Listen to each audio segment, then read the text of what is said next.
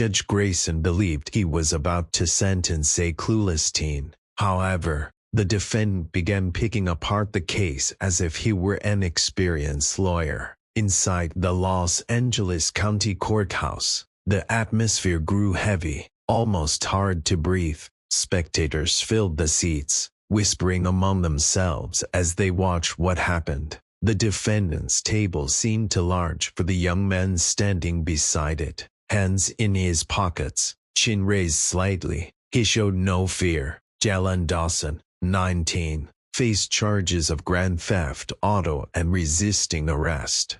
The charges were serious, but Judge Walter Grayson's focused gaze made it clear he saw beyond them. To him, the real trial wasn't about the law. Grayson leaned back, fingers tapping lazily on his desk. He looked down at Jalen over his glasses, lips curving into what could be a smirk or a sneer. "Do you think you're some kind of legal expert?" he asked in a dry, amused tone. The courtroom chuckled softly. The bailiff, the stenographer, even the prosecutor, seemed to be in on the joke. Jalen never flinched. He wasn't laughing. He had prepared for this moment for years. Not this exact moment, but he knew courtrooms well. While others memorized basketball stats, he learned case law. When his friends played video games, he ran mock trials in his head. His mother, Denise Dawson, had worked as a paralegal for over 20 years. Jalen grew up listening to stories, how prosecutors cut corners, how judges showed favoritism, how some lawyers barely tried. By age 14, he could analyze a trial as well as many law students. But none of that mattered to Judge Grayson. To him, Jalen was just a kid in trouble. "Let's make this quick," the judge sighed, opening the case file. "I have a golf game at 2. Some in the gallery chuckled again. Something changed. Jalen's lips curled into a faint, almost hidden smile. Grayson had just made his first mistake, yet the room hadn't seen it. Prosecutor Mitchell Carrington stood up smoothly. He looked confident, as if he had already won. His tie was tight, his voice steady. It sounded rehearsed, like he'd given the same speech dozens of times. "Your Honor, the state will prove beyond a doubt that Jalen Dawson was caught red-handed. His car, a 2022 Audi A6, was found missing just hours before his arrest. Officers chased him through downtown. They say he tried to run before they caught him. His fingerprints were on the steering wheel. The prosecution claims the evidence is clear." His words carried weight in the courtroom. Some in the gallery whispered, "It looked bought a stolen car, a chase, a run." Judge Grayson glanced at Jalen over his glasses, then turned back to Carrington. "Go on," he said. The prosecutor made his way to the jury box, shoes clicking on the floor. He told the jury that Jalen's lawyers might say it was all a mistake, that Jalen was a victim of bad luck. But then, Carrington looked at Jalen directly. What kind of victim runs from the police? The room was thick with tension. Judge Grayson leaned forward, chin resting on his hand. Jalen stayed still. He didn't show any emotion.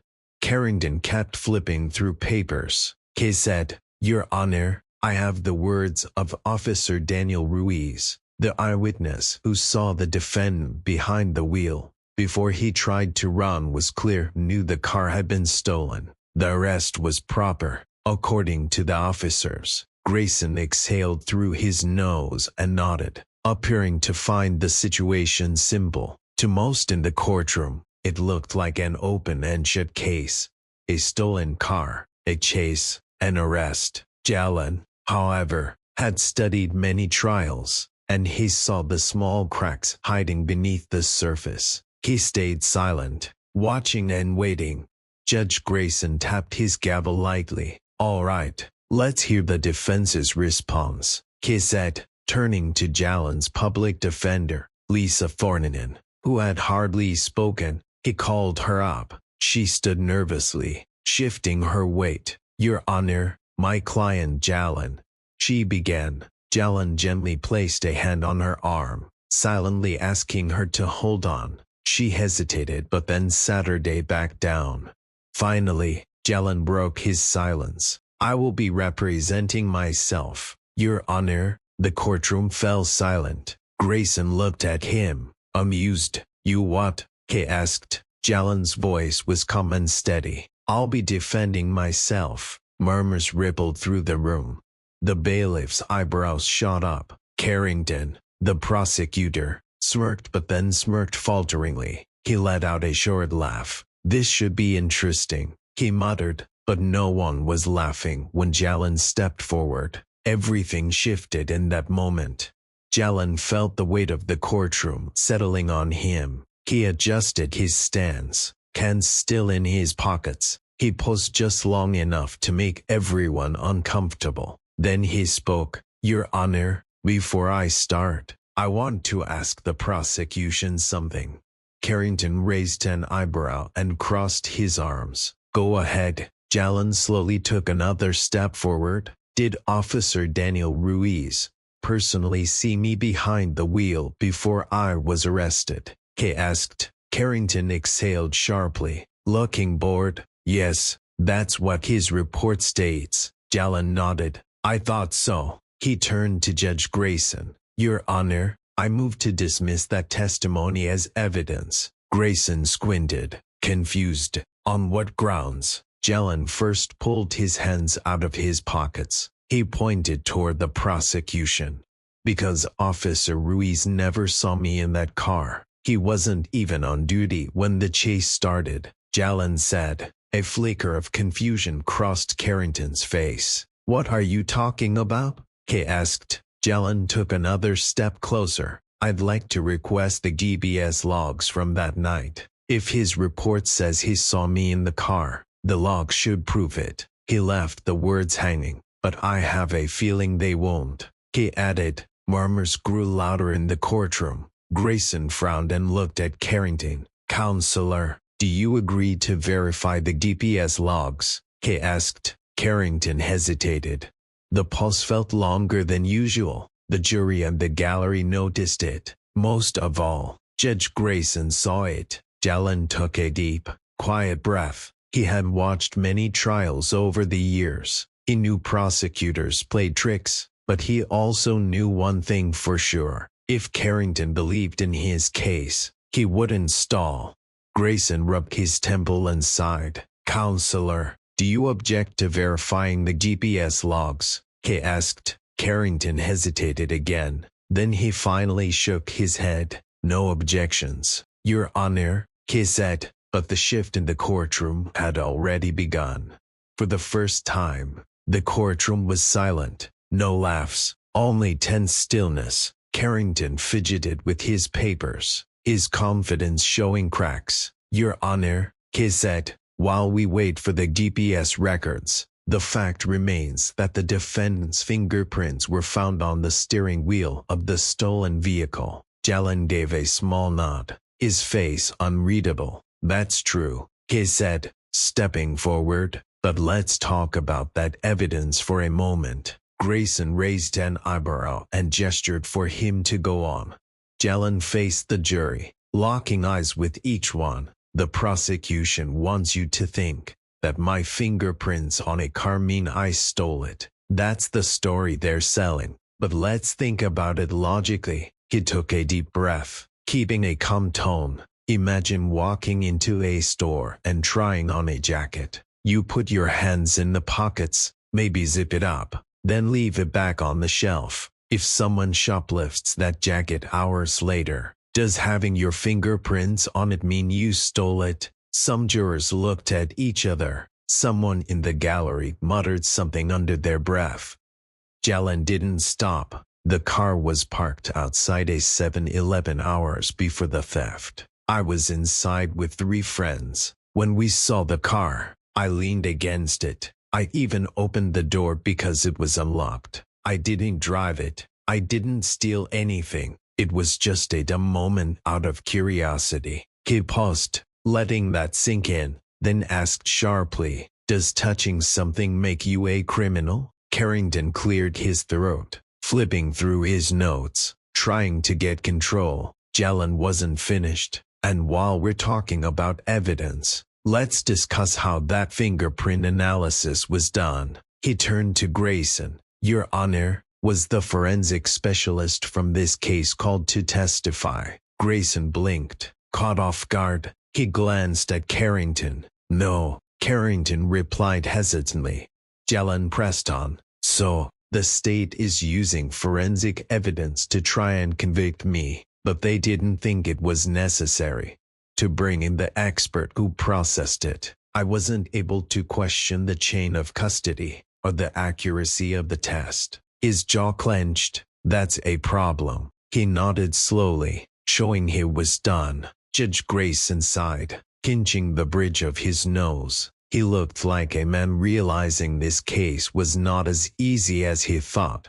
Jalen wasn't finished. He took a slow step forward. His voice was steady, but it carried weight. Your Honor, I want to introduce an official statement from the car's owner into evidence. Judge Grayson looked surprised. The owner? Jalen nodded. Yes, Mr. Raymond Whitaker, the man who owns the stolen Audi. He gave a statement to the police. It was never filed by the prosecution, but I think I know why. He turned to Carrington. Do you recall what Mr. Whitaker told the police the night his car was stolen? Carrington clenched his jaw. He knew what was coming. Jalen didn't wait. He pulled out a printed transcript from his files. He read aloud. I left my car running when I went inside the gas station. Someone must have jumped in and drove off, but it wasn't the guy you arrested. I saw the kid. He was white. A hush spread through the courtroom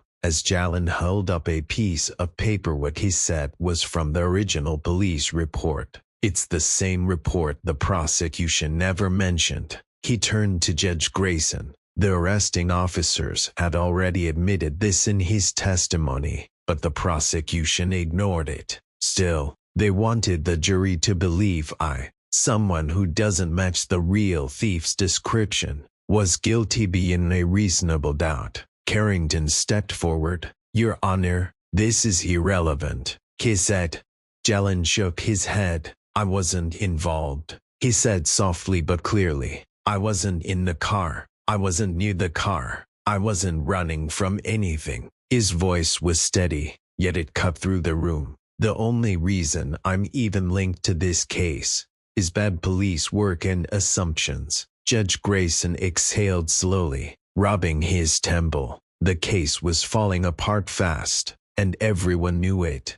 Jalen faced the jury again. The real suspect got away that night, he said. The officers just found a black kid nearby and decided that was close enough. Silence hung in the air. Grayson cleared his throat. He adjusted his glasses and looked at the prosecution. Does the prosecution have anything more? He asked.